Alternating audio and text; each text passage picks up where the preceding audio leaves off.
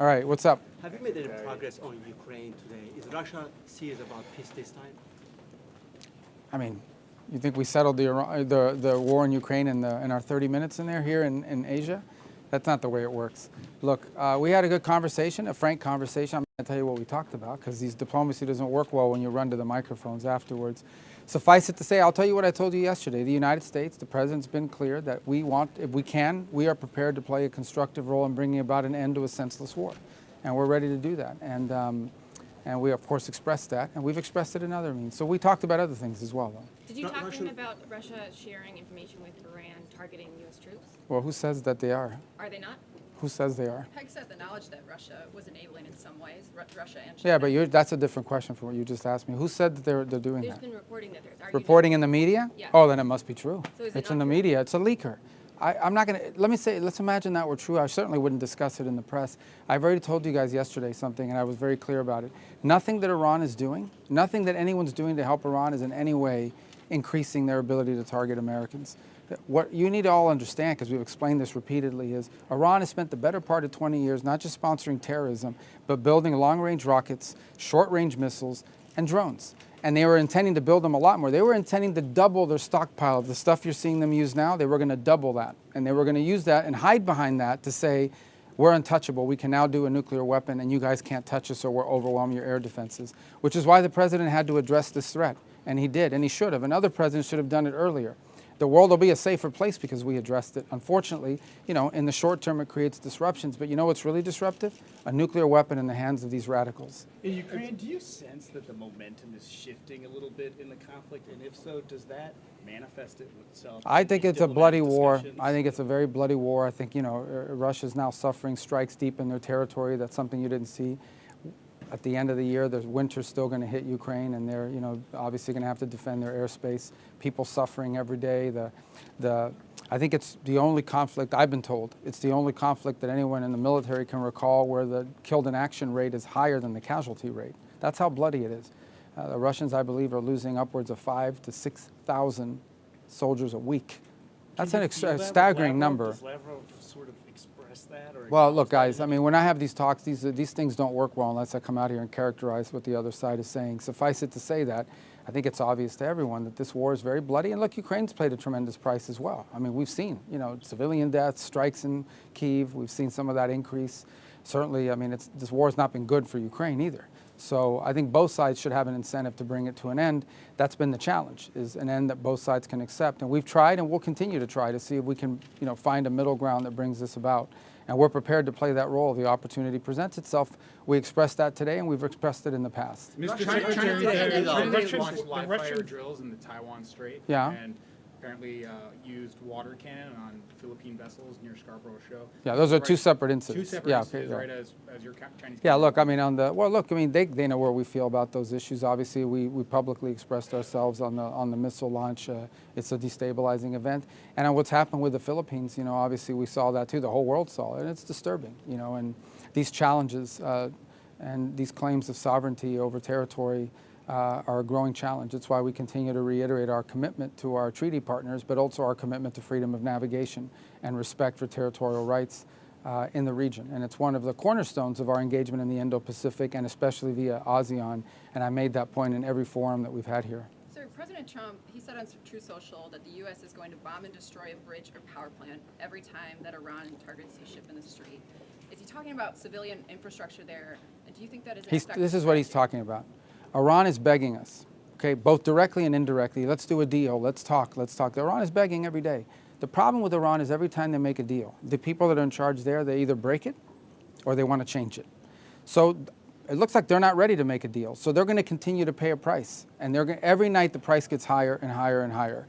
And that's what's happening now. And until maybe in a few days, they'll be ready to make a deal once they realize that this is not a winning proposition for them. And that's what the president is outlining. The idea that this is going to continue, it's not going to continue this way. The price will continue to get higher every single night until they come to their senses. Right now, apparently they haven't come to their senses. And so the president doesn't see a lot of utility in responding to their overtures at this point, because frankly, Iran is clearly not ready to make a deal, at least not one they're willing to live by. But is he talking Mr. about Secretary, civilian infrastructure, yesterday you were bridges? saying you were hoping to that there would be de-escalation in the Red Sea, and the Houthis now attack two Saudi ships. What is your reaction to that? Yeah, look, I hope that they'll stop. They shouldn't really do that. They got suckered into this by the Iranians. You know, the Houthis largely were smart and stayed out of all this throughout the conflict, but they now apparently have gotten themselves suckered into this, going after Saudi Arabia and their ships. And by the way, that's, you know, I was reading reports a few hours ago that there's actually a Saudi fuel ship that's flagged Chinese. It's a Chinese ship. Are they going to blow up the Chinese ship? Then this becomes a problem for China. This will become a problem for the whole world. But I hope that will de-escalate, because I think the Houthis, frankly, got snookered into this thing by the Iranians, and they were smart to stay out of it, and they should stay out of it, and they should stop. We'll see what happens there. Obviously, it's not a positive development. We'll see what happens. Secretary, what prompted the easing of... I'm sorry, man. I love his little court reporter thing. It's cool. Why didn't the rest of you guys have this? This guy's the smartest guy here. He's Look a at that. trendsetter. I know he is. You better catch up. All right, go ahead. I'm sorry. Yes, what prompted the easing of sanctions on Hong Kong last week in terms of letting the executive order expire? Yeah, no, it wasn't easing of sanctions. The executive order expired.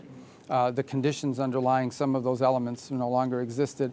There remain other individuals that remain sanctioned nonetheless, despite the executive order is a partial expiration on certain individuals, but not on others. It just depends on the light of it. And you know, the justification and rationale behind that original executive order had sort of, the circumstances had changed in the president's judgment.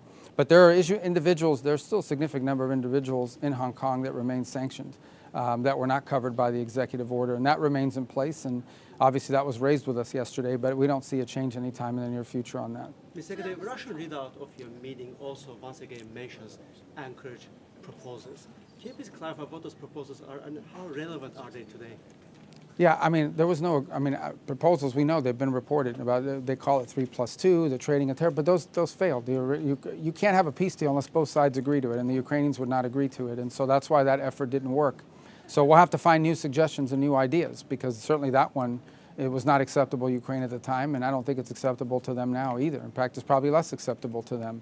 So, you know,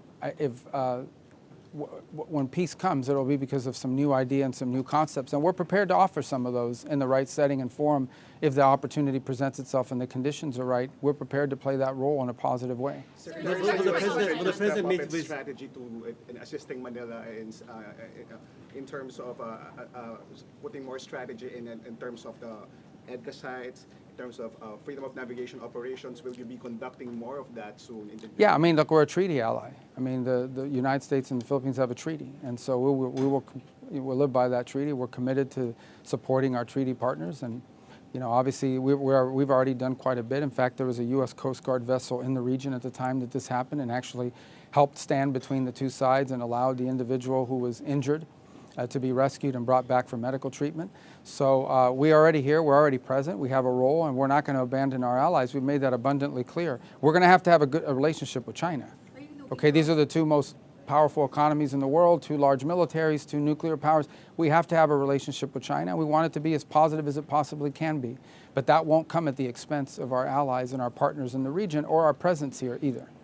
Sir, it's been a day since we asked you about the Saudi nuclear agreement.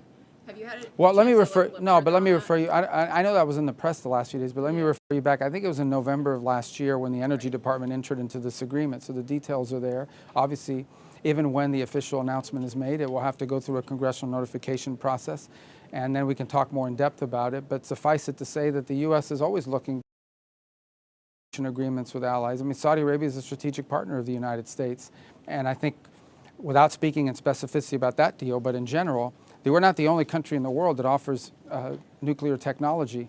And when countries decide they want to pursue a peaceful civil nuclear program, we'd prefer them do it with us than do it with some other country. It allows us to have influence over the direction that it goes. It allows us to make sure that there are safeguards in place, things of this nature. And in the case of Saudi Arabia, they've been an important strategic partner for us, so it would make sense for us to enter into such an agreement. But obviously the details of it, once it's released, you'll see it, you'll be able to understand it, and more importantly, it'll go through its congressional review process, which is a key part of this, you know, and so there'll be a lot more questions answered at that time. Would you be comfortable with Saudi Arabia enriching and reprocessing uranium? I'll let the agreement speak for itself. Suffice it to say that any agreement that we're going to make with any country in the world on civil nuclear energy is going to be one that will have safeguards in place to ensure that it can't be turned into a weapons program. And one of the best safeguards is to make sure that American technology and American companies are the ones that are involved in doing it. If, on the other hand, a country pursues nuclear technology with another country, well, then we don't really control those safeguards. So again, Saudi Arabia seeks to have a peaceful civil nuclear program. Other countries do as well. We have a similar agreement in place now with the UAE, and U.S. companies are the world standard in providing that. And so we are always looking for opportunities, by the way, not just in conventional reactors, but in small modular reactors, which is an area that we are increasingly around signing MOUs all over the world to help do as well. To countries that are exploring civil, peaceful nuclear energy, the United States wants to be their partner of choice, and we're always looking for opportunities to be able to make sure that our technology and our companies are the ones that are providing that. Does anybody over here have questions? Because this side is really lopsided. Go ahead. The U.S. put sanctions on China's Moonshot AI for apparently distilling. I don't have any announcement on that today. Go ahead. Shouldn't the Saudis agree to the additional protocol? It's sort of the gold standard. And if the administration is trying to stand up to say that nonproliferation is a problem in the Middle East, shouldn't that be the barrier? Any agreement that we would make on civil nuclear energy with Saudi Arabia or any other country is going to have safeguards in place to ensure that those cannot ever be turned into a weapons program. I mean, that's the gold standard. And obviously, we live in a new era. There are competitors that we face, so we'll have to adjust individual deals to that reality. We're not the only show in town, but we're the best show in town. But we want to make sure that it's our companies they're picking. So again, we understand any deal we enter into with any country will have to go through a congressional review process. And so we will ensure that in order to get congressional approval, we're going to need to have those safeguards in place, whether they're structured differently how they are from other deals in the past or not will depend on the individual deal. On Cuba policy, you said in recent... I'm in Asia. You're asking me about Cuba. It's far. But you said yesterday you're the main guy on Cuba policy, so we should ask. No, I said I'm most of all. You guys were asking me a question about people that are involved in Cuba policy, Right. so no one's more involved in it than me, so go ahead. This is a good question for you. So you said in recent months that the economic system can't improve unless there's a change in the political system. But you've been very vague about what that change in the political system would entail. Can you give us some more details with the Communist Party staying in power but a different leadership, with the Castros still be in power? With So you want me to give you details on our plan? Yeah. Just, Okay, not today. No, I'm not going to do that. I'm going to tell you this. No, here's what I told you, and this is the truth. The people who are in charge of the country don't know what they're doing. They don't know. They don't know how to fix their economy. They don't know they don't understand basic concepts. And I think the challenge that Cuba has faced for the last 15 years is they want to somewhat improve their economy, but they're afraid that if they improve it too much, they'll lose political control over people. That's the challenge that they face.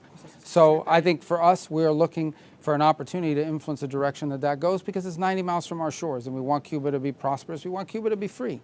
But in that sense, on the level of detail you're asking me, suffice it to say that as long as the people that are in charge think the way these people think and act the way these people act, it's going to be difficult for them to make the changes that need to be made in order for Cuba to have a better future. Because they just really, they don't understand it. Some of them are incompetent, and some of them just basically don't understand, and others are just so recalcitrant that they'd rather destroy the country than ever walk away from a failed ideology, although I think the number of people in that category is less than it's ever been. But for the most part, it's just people that don't know what an economy is supposed to look like. They really don't. And because they've always relied on foreign sponsors. That regime has survived on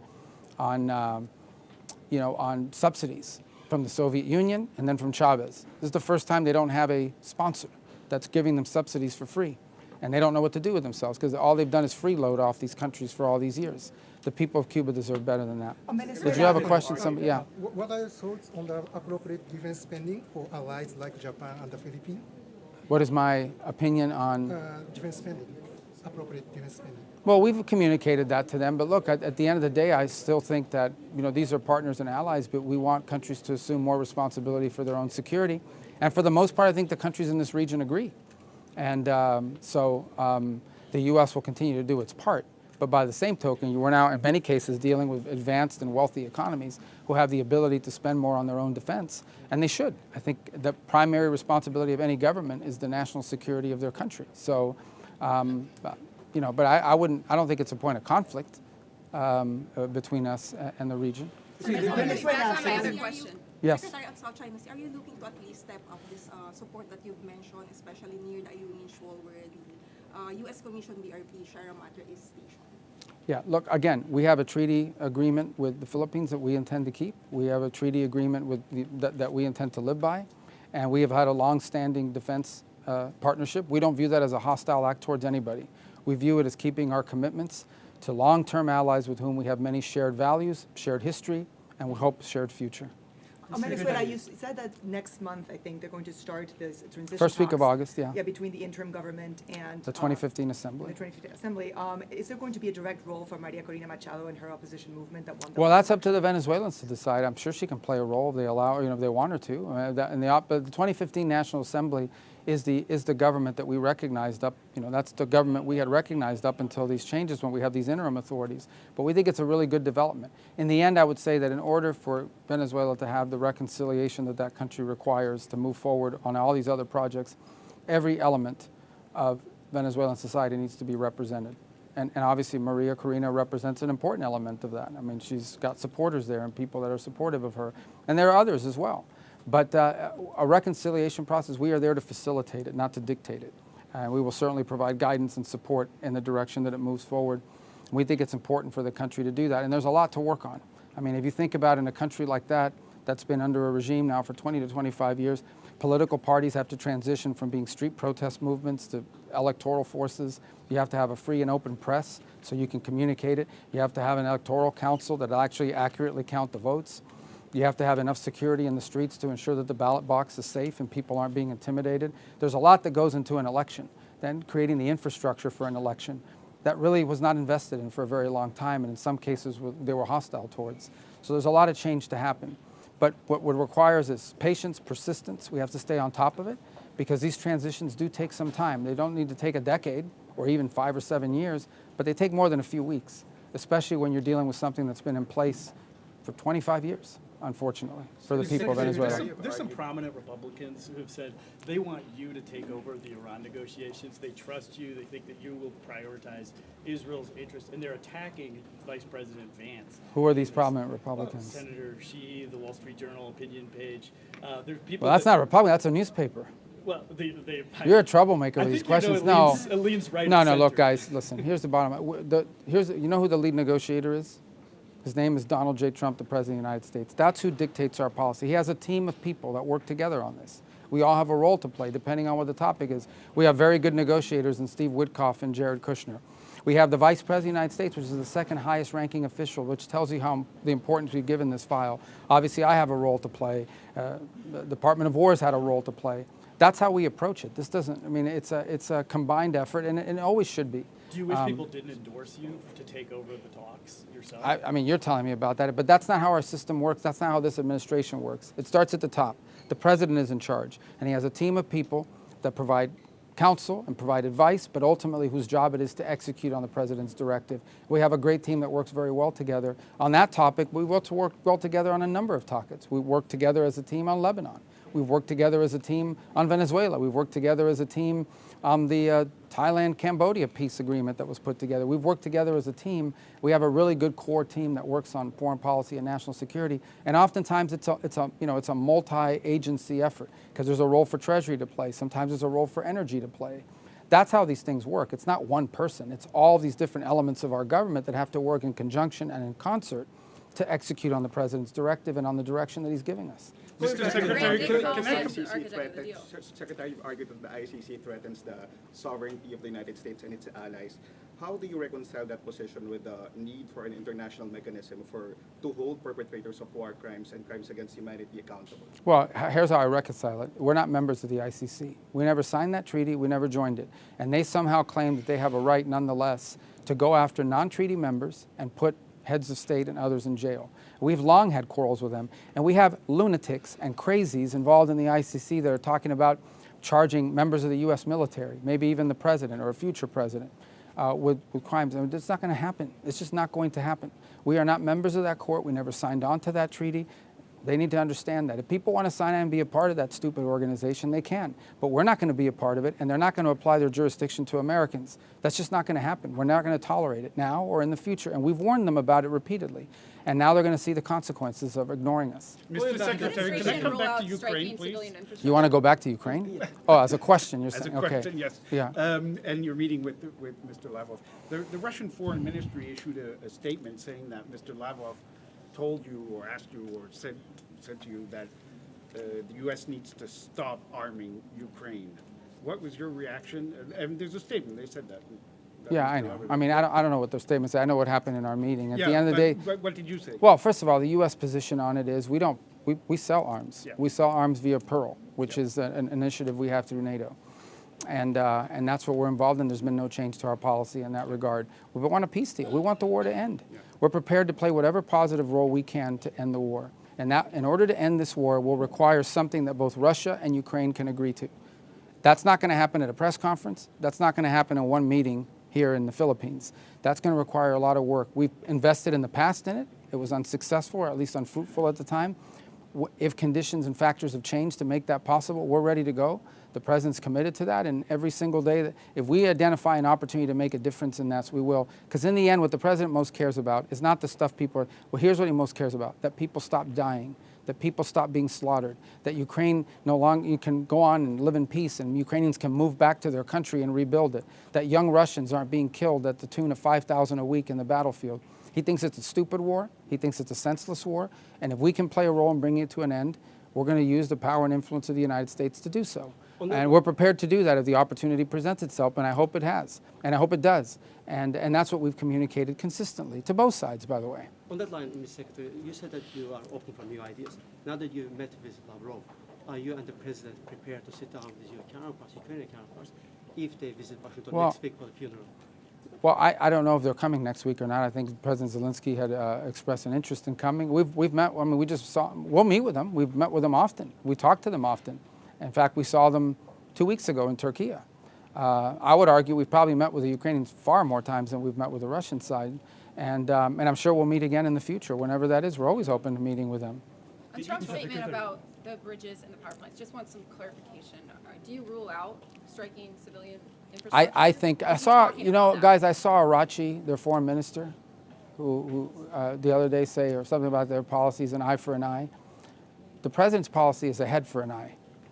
I mean, honestly, that's what it's going to be. I mean, they will pay a very heavy price for the things they're doing. They're already paying a very heavy price. You guys don't know it because you don't cover it. You're not in Iran. You're not in the street. They don't have a free media. But they're going to continue to pay a very heavy price. Their industrial base has been decimated. Their defense industrial base has been decimated.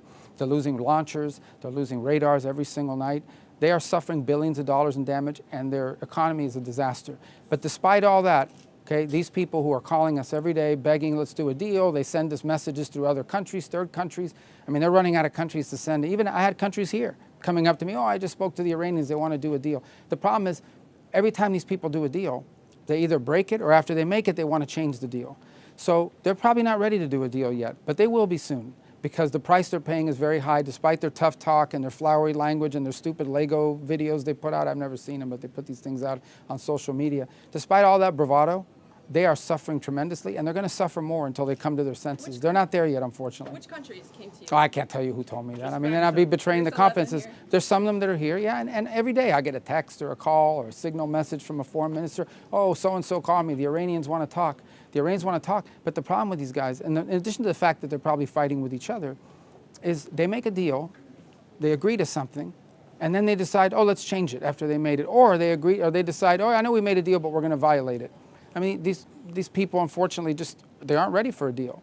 I think they'll be ready soon, though. Do you think there's going to be a big escalation by the United States in the coming days? That's the President's decision to make. They're going to pay a price. They're already paying a price every single night.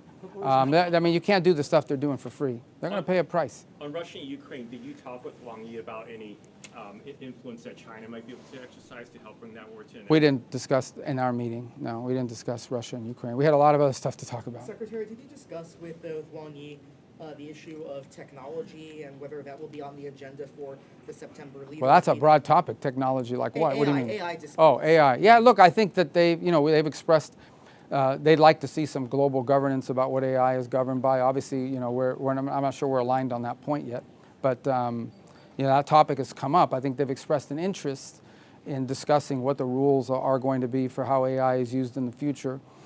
And I think that's going to have to be an international conversation. So, you know, we have some ideas about what that should look like and what those standards should be, and maybe they're different from theirs, but we didn't go into great depth on that topic. But it's an issue that came up in Beijing as well. Mr. Just final point on Iran. What is Iran's off-ramp? Is diplomacy running out of time? With Iran? I just don't think they're serious about making a deal. These guys, I mean, the more the president's gotten to know them, the more he's come to that realization. I mean, he said it yesterday, I believe. He gave a speech in Georgia. These guys, the problem with them is you can't make a deal with people unless they're going to keep it. And these people make deals and then they break it almost immediately. Or they decide, oh, let's change the deal. That's not how deals work.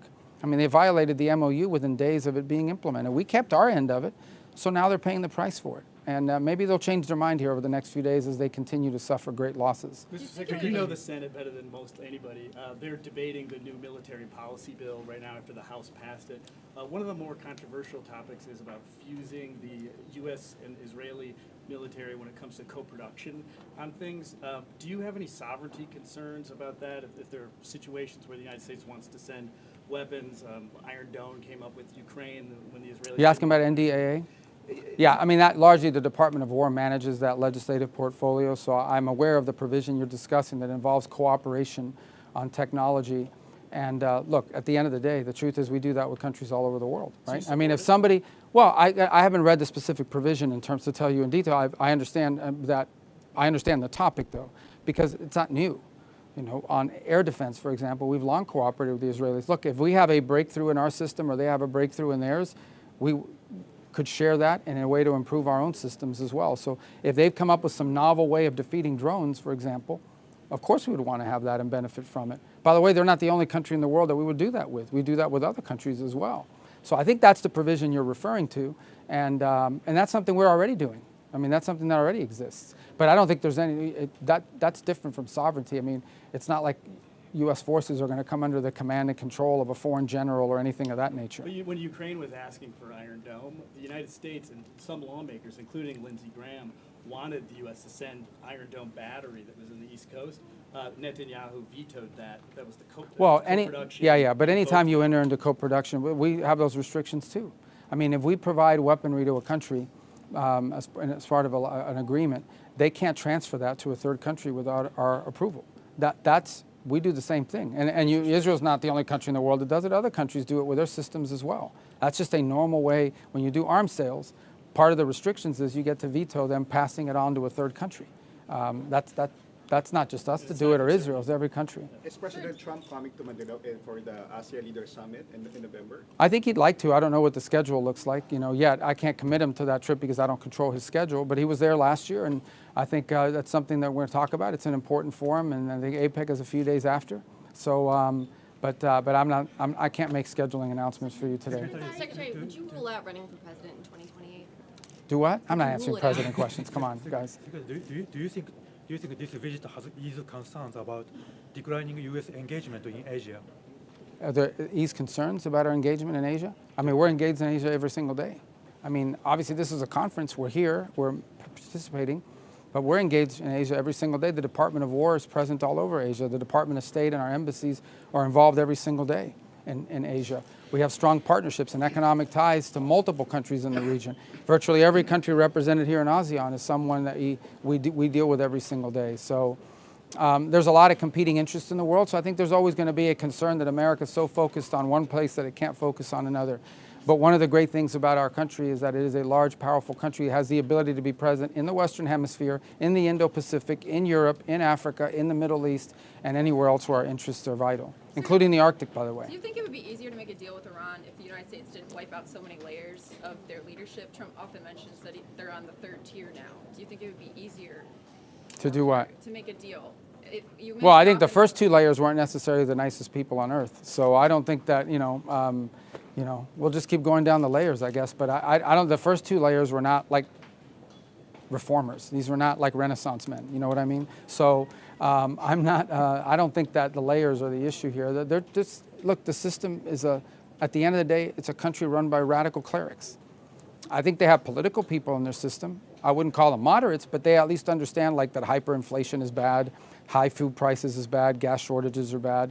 But I think when you get to that clerical level, these guys are just oblivious to all of that, and they're destroying their country. These are the people. Understand, Iran is a rich country. Iran could be the richest country in the Middle East if they want it to be, but instead, they take their money and they use it and they give it to Hezbollah, they give it to Hamas, they give it to the Houthis, they give it to Shia militias, they give it to sponsor terrorism all over the world, they give it to try to kill people all over the world, they build drones and missiles and pursue a nuclear weapons program. That's what they spent their money on. If they had spent their money on their people and on their economy, today Iran could be probably the richest country in the region if you want to know the truth. So how many layers do you have Given to that, hit? Mr. Secretary, is the U.S. seeking a regime change in Iran or just change in its behavior? I think the U.S. is seeking a denuclearized Iran that will never have a nuclear weapon. The future of Iran, you know, that's obviously, you know, it would be easier to have people in charge that don't want nuclear weapons, but in the end, that's our interest. Our number one interest and the threat they pose to the world is these lunatics in possession of a nuclear weapon. And that's not going to happen, not as long as Donald Trump is president. I don't know if some future president, or I know some past presidents have made some bad deals and others just haven't dealt with the problem. But our issue and our concern and our focus is denuclearizing Iran. They can never have a nuclear weapon. I don't know how many times the president has to say this that. group of people who you describe as lunatics, I mean, if they decide to make a deal, the United Well, some of them are States is okay- lunatics, some of them are evil. Some of them are evil lunatics. You can be both. So the you know. United States is okay, comfortable leaving these evil lunatics in place. They just can't have a nuclear weapon. They can't have a nuclear weapon. I mean, imagine what they would do to the world. What changed between now and the beginning of the war when the president made it sound like that was not going to be the case, that regime change was one of the goals of the war? No, he never said a regime change was a goal. From the very beginning, like from day one of the operation, it was very clear that we were going to degrade their missile launchers, their drones, and their factories, and their Navy. Their Navy no longer exists. There is no such thing as an Iranian Navy. What they have left is a handful of Boston whalers, but they don't really have they don't have a Navy. They don't have an Air Force. Their air defenses are crushed from the very beginning. Now, what the president has pointed to is the fact that the people of Iran deserve better leadership, and they slaughter their own people by the thousands. They shoot them in the head, they slaughter them in the streets. Yeah, we don't like that. I mean, we don't think that's good for Iran. But our goal and our national interest in Iran is they can never have a nuclear weapon. And that's what they were going to try to do if they had been able to hide behind double the number of missiles, double the number of drones. That's where they would have been in about a year had they continued on the pace of construction. Even though their economy was suffering, even though their people were suffering, that's what they were spending their money on, even though they had sanctions. The money that was coming in, they were spending it on those things. That tells you everything you need to know about them. All right, guys, thank you. Thanks. That way?